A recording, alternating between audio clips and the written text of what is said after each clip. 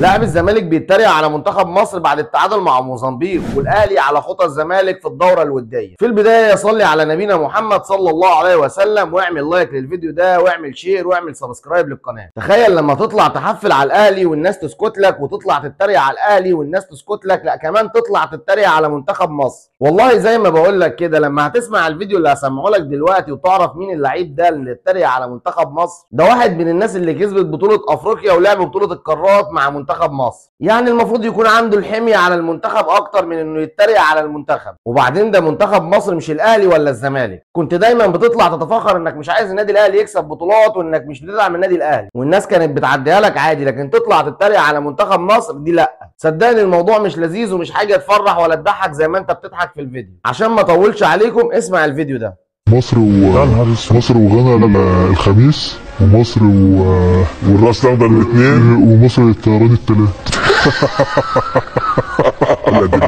زي ما انت سمعت كده، احمد عيد عبد الملك بيخف دمه على منتخب مصر، والناس هي اصلا كده كده مش مستحمله بعد التعادل المخيب مع موزمبيق. بدل ما تطلع تنتقد الفرقه وتنتقد السلبيات وتوجه الفرقه للايجابيات، طلعت تتريق على منتخب مصر وتهزر وتضحك بعد التعادل. فانا مش هرد عليك وهسيب الناس تقول رايها في التعليقات على اللي انت عملته ده. الاهلي مع الشركه الراعيه بيدوروا للنادي الاهلي على بطوله وديه قويه في فتره يناير وفتره التوقف الدولي. الاهلي بيحاول يستغل الفتره دي في انه يعمل بطوله وديه قويه للعيبه، منها تجهز اللعيبه للدوري، ومنها كمان يستفيد ماديا. كلنا عارفين ان اسم النادي الاهلي لو اتحط في اي ماتش بيعمل ليه سعر وبيعمل ليه ثمن كبير، وكلنا شفنا ده في كاس السوبر المصري في الامارات، وشفنا ده في كاس العالم في السعوديه. جماهير الاهلي في اي مكان بتملى الاستاد طالما الاهلي هيلعب ماتش. عشان كده الاهلي والشركه الراعيه بيجهزوا بطوله وديه يلعب فيها النادي الاهلي، وطبعا كلنا عارفين انه هيكون مكسب كبير جدا للشركه الراعيه قبل النادي الاهلي ماديا. بس في نفس الوقت النادي الاهلي هيكون جاهز بعض اللعيبه اللي ما كانتش بتلعب الفتره اللي فاتت، وبعض اللعيبه اللي هتلعب مكان اللعيبه اللي بتلعب في المنتخب الوطني، او حتى اللعيبه الاجانب اللي بتلعب مع منتخباتها. فده هيكون قرار كويس جدا لو الاهلي لعب بطوله وديه في الفتره دي.